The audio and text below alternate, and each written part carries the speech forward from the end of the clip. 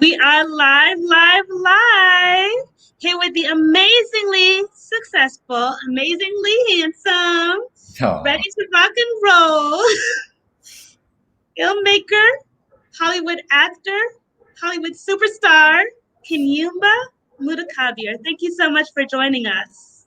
I need to have you around me all the time. Like, you are walking affirmation, sister. Thank you for having me, Ashley, in this amazing platform. Thank you for your fans for tuning in, and can't wait to chat it up with you on this wonderful show of yours. Yes, thank you so much. So you don't need too much more introduction, sir. So let's hop straight into this interview, shall we? Yeah, of course. So talk to us a little bit. Tell us about what would you consider to be the top 3 highlights from your career so far? Oh, wow. My career I've been truly blessed. One of the first roles I got was working with Carrie Hilson on her video "Turning Me On," and I was turning her on in the context of the film. Right. But that was just a really cool experience for me. That was my first experience with being in the kind of the limelight, working with a celebrity. I really enjoyed working with Ben Ramsey on Black Salt. I got an opportunity to do a lot of my own stunts. I was learning Shaolin Kung Fu, which I had an opportunity to learn previously with my father, but I got to work with some monks. Work on some of the best stunt guys in the game: Arnold Sean, Ron Yuan. You might know Ron from Mulan, and Anthony Anthony. His last name is harder than mine. It's Nano Caparin. Oh man, don't kill me, Tony. But anyway, my brother, he's an amazing stuntman, and I just wanted to shout those guys out because I got a chance to work with some of the best. And a phenomenal experience. And then from there, obviously working with a queen, nothing better than to get an opportunity with the queen. But I had other great experiences too, like working with my brother Eamon and Jay Teddy on Jump Off, Sean, Tangerine, my sister. I had opportunity to work with Robert Downey Jr. on Iron Man 2. That was a phenomenal experience. I got to see Stan Lee, which was pretty cool because God rest in peace. Yeah. So it's too many. I got too many. I can't just say 3. There's a lot, you got a lot to your credits. That credit just keep rolling. You know what I mean? So I understand it's hard to choose. Honestly, I would say this: it's not an easy task, and you get a lot of no's, but those yeses, man, they really, really make up for it. For sure. And so let's get into what are some of you are a filmmaker. You add that credit to your role. Yes, so tell us, what were some of the challenges and some of the surprises of being a producer and a director of your own film? Oh, wow. One of the things about being a director of yourself is that you don't really get to see your acting. So I would say the biggest challenge for me was to like kind of step into the 2 different hats on the fly in the actual moment. So, I'm worried about framing in one split second, and then the next split second, I'm building character and trying to create emotion through my eyes or my intensity. So that's really interesting. And then also the dynamics of producing is almost like event management, or those who have created or organized events. So it's like a lot of moving parts. You have a PA, you have a sound, you have a grip. I didn't find my sound guy to the day of. Wow. You got to curate those moments, curate those experiences. It's important. And he came through. He came through in the clutch. Yeah. Amazing. My DP was amazing. My DP was my server at my neighborhood restaurant, and she no longer works there because she's uber successful now. But the fact that we kind of all are kind of coming up in the same rank, same kind of through the same mud, if you will, and it's really encouraging to have that. But to answer your question directly, it's that dynamic of acting and directing. Those guys who do it a lot. I have a lot of respect for those guys. Like, for example, Charlie Chaplin. Yeah. Who, had his little own special debut in your film. Not to get into too much, right? Yeah, no spoiler. No spoilers. But tell us, what is some of the best advice? You've mentioned some of the people who you've come up with in the industry. What are some of the best pieces of advice that you have received since you've been in the industry regarding the TV, film industry, maybe from one of your mentors? Well, definitely patience. Patience is great advice that I've gotten. Second advice, and a lot of people say it, but a lot of people don't recognize or don't realize it, it's just to stay grounded and be yourself. A lot of times, especially when we portray other characters or we work hard to be seen and noticed, we try to be something that other people want us to be as opposed to just being naturally ourselves. Yeah. Those are the two advices that I've kind of held on to. I have this motto if you don't have roots, you become a tumbleweed and you just blow wherever things go. So I try to stay grounded and rooted. And then lastly, I would just say, like, for me, it's always important to have a spiritual practice. So, now that kind of aligns to the being rooted. Sure thing. So speaking of being rooted, a lot of times we think about actors, we think, they're flying here, they're flying there, they're on this film, they're on that film. So what do you think are some of the misconceptions? That's one of maybe the more popular things that people say about actors, right? But what are some of the things that are not true? Some misconceptions that you like to dispel? Well, I would say that maybe the myth is that, when you're playing a character or you're portraying someone else, that you're being a different person.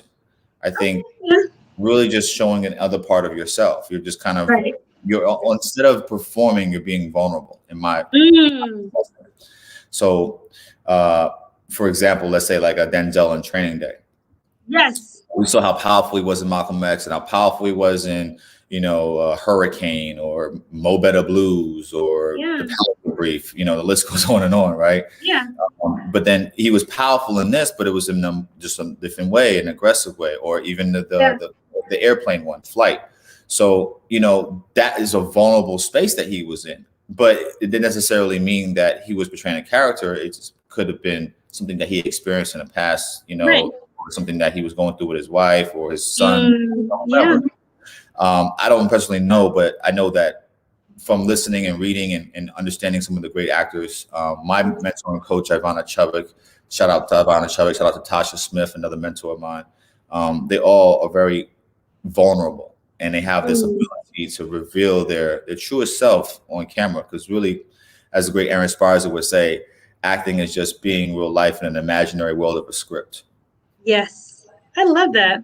Yeah. I love that. And so, talking about going back in time, about, because artists do a lot of time travel, right? As you said, they're in the moment, and then maybe from a moment in their past, or a moment of something that's going on in their present that they're drawing from, right? If you could go back in time and, talk to your younger self, what would you share with yourself now that you've been through those experiences and had those moments? I would tell my younger self to be fearless. Don't give a damn about what anybody says. And to be frank with you, I would tell my younger self to take more risks.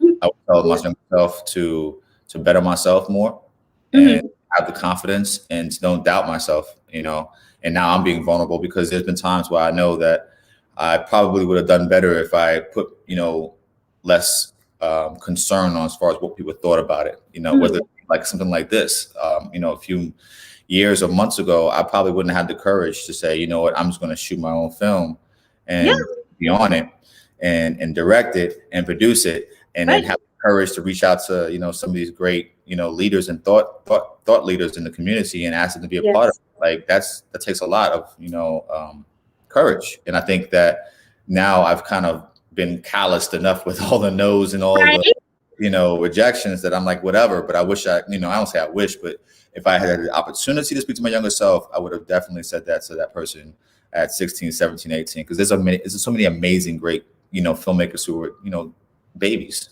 And it's amazing to me. Yeah. And now you're this seasoned vets in the industry, right? Yeah, I'm not that seasoned. Not super seasoned, but we like a little bit of seasoning. Yeah. I got some. We can't go without any seasoning. Shout out to Maryland and Baltimore. Got some Old Bay going. You got some Old Bay. There's a little bit of Old Bay going. Yeah. Maybe not salt and pepper, right? A little bit of Old Bay. A little bit. Yeah. For So sure. tell me, what are some of either mistakes or some, areas of improvement or growth that you notice in some younger actors or younger in the industry actors that you can, share with us and, really kind of talk a little bit about that? I think what I'm noticing with maybe some of the younger actors, and is that maturity. I think the growth is happening sooner. I think, especially with this is something called pacing, right? When Right. we speak, a lot of times when we're nervous or when we have, we're trying to get through lines on set, Mm-hmm. run through it. And I've noticed that, there's been more pacing, and I like that. It's like more air, and it brings more energy into the moment because it at least anticipation Right. for the listener and for the other character. And then another thing that I would say, speaking on listening, is listening, right? So Mm-hmm. one of the cool things about acting is it's really a study of human behavior. Right? Yes. And so when you're able to study human behavior, you do what? You inadvertently grow empathy. So I Right. think that because we're listening and we're studying human behavior and we're, I don't want to say glorifying, but we're exonerating this profession, more people Mm-hmm. want it. More people become more aware of the requirements to be skillful at it. And I Mm-hmm. think that's inadvertently helping people become better people in the world. Yes. And I think that's because if you think about it, the more I study the human behavior of someone who is, going through some sort of, like for example, every terrorist is another man's freedom fighter. True. Hey, Right. They thought that the American revolutionists were terrorists in England, Mm-hmm. right? Yeah. But for us, they're freedom fighters. Right. The same way, they were slave revolts and they thought that they were terrorists, but for Right. they were freedom fighters. Yes. Literally. Okay. There's a freedom fighter, bro. Right. Shout out to Nate Parker. So Hey. I think it's important to, understand and embrace both sides and see it as okay, in his mind, he may be doing the right thing.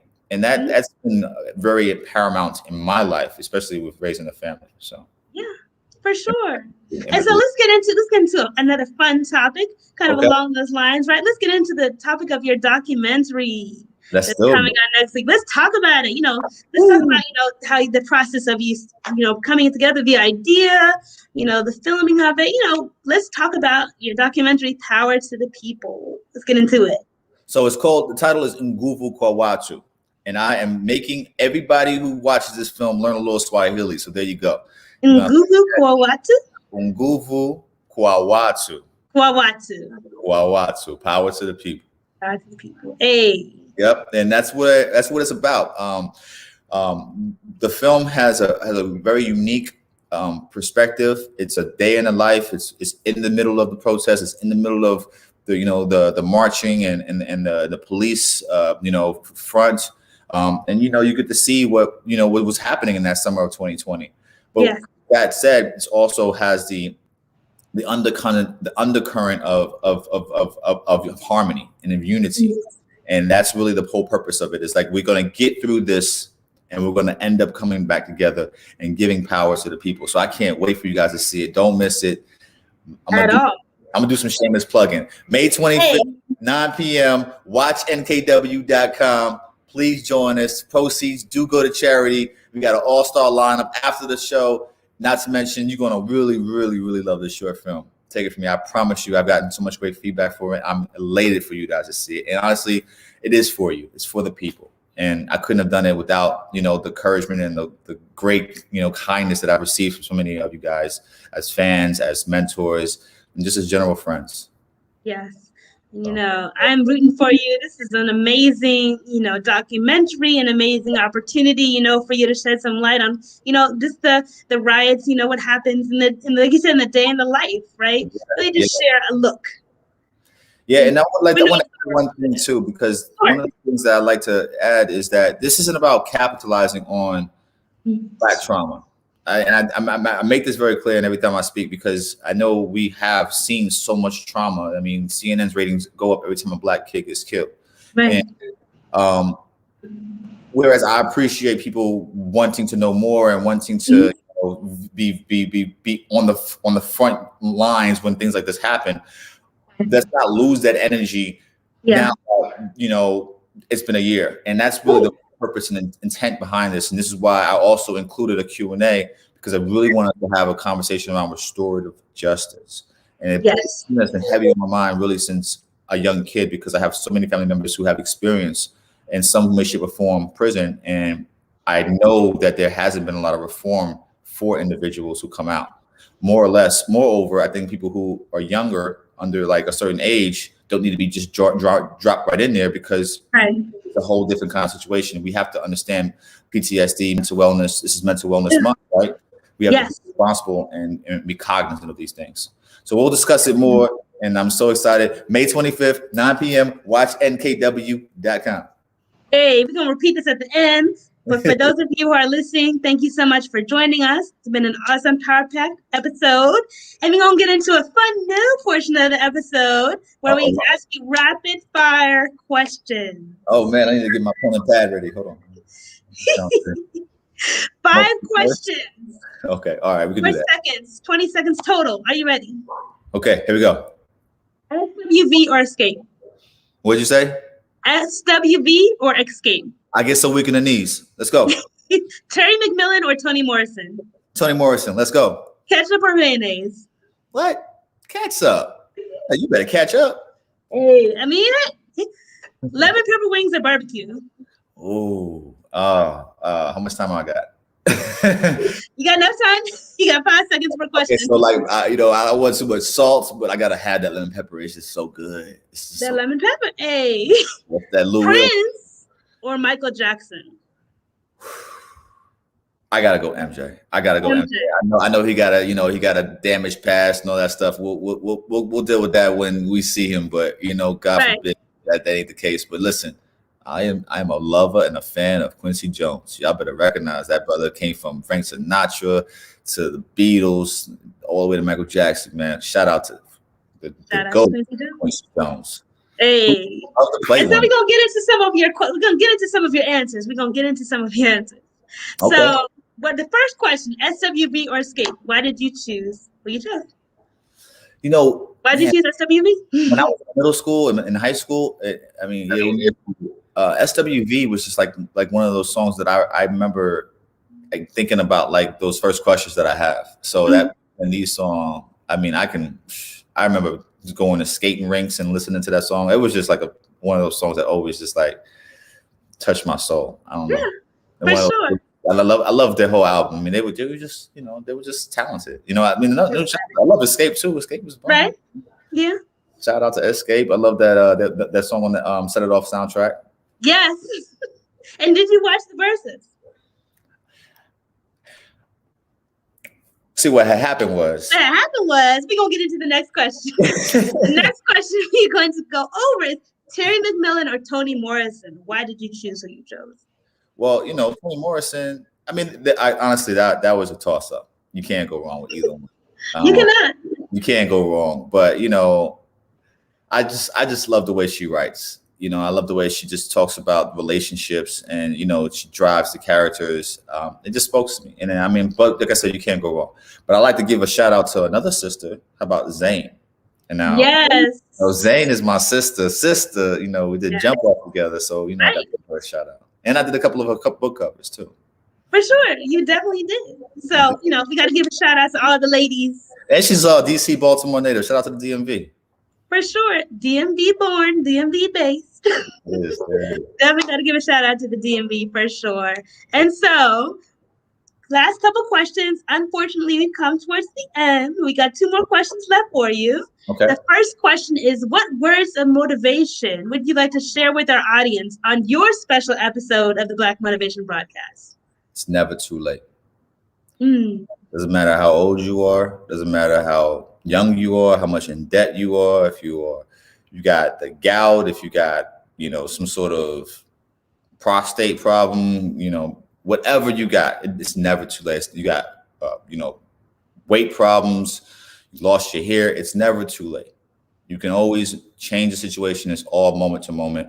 The past is really all that matters is now, and the future is all developed from now. So whatever you're going through, whoever may hear this, whoever needs to hear this, just know that the best is yet to come.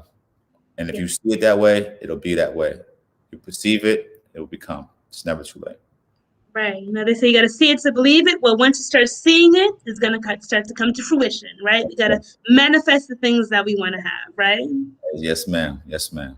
For sure. And so, last question. Where can we find, follow, and support you and the documentary? So we're going to get, like I said, get right back to that on social media and the web. Oh, another shameless plug. Another shameless plug, yes. May 25th, 9 p.m. Watch nkw.com. Please buy some tickets. Tell a friend to buy some tickets. Buy 2 tickets. You know these money is going to charity, restorative justice programs, newearthlife.com, Impact Justice, Swan Marshall's Academy, all rooted into the communities in the inner cities that are diverting kids from jails. We need the support. Not to mention, we need you guys present so that these amazing speakers. I got Dr. Benjamin Chavez. You guys know who that is? Please, that is a legend. I got Delegate Jazz Lewis. Are you in PG? That's your delegate. I'm in Montgomery. Okay, close. But that's your counselor. And I got Salima Hankins. She's a former ACL, very much powerhouse, and a certified professional coach. Not to mention, hosted by Claudia Jordan and my brother. Y'all thought I was handsome. Wait till y'all see this brother, Jeremy Meek. Y'all may know him as Mugshot Bay. I just call him my brother. I don't call him Bay. Yes. You know, at the end of the day, he's a good heart, and he went through what I'm trying to express as needing to be done, and that is reformation. Yes. Okay? So if you want to follow me, I'm at King_Yumba, King_Yumba on Instagram. Pretty much all I use, but I'm on Twitter as well. Sometimes Mr_Mutakabbir. You see my name right there if you need to spell it, because it's a long one. But listen, watch nkw.com. Watch nkw.com. We're going to get it popping Tuesday, May 25th, in honor of the late, great George Floyd, to celebrate his life and also the life of our people moving forward. So, Mr. Mutakabbir, we thank you. So I think this is still live. So I'm gonna hold it down for my sister Ashley. We lost her, but guess what? Thank you guys for joining us. We had a wonderful discussion. I enjoyed myself on this amazing platform. If you are there and you still want to get to know more about the film, please DM me. Feel free to message me, or feel free to message Ashley, and we can coordinate some kind of conversation. If you have any questions that you want the panel to answer, I would love to, give those to our host, Claudia Jordan. I didn't think I mentioned our beautiful Claudia Jordan, the Miss Rhode Island, former beauty pageant model. I mean, amazing, real Hollywood, real Housewives of Atlanta alum, all that good stuff. Anyway, I hope that you all enjoyed the show. I hope you guys are having a good time. I hope you guys had a healthy and successful week and are enjoying the rest of your evening. Until next time, God bless you guys. I'm going to log off, and we'll see you guys next time.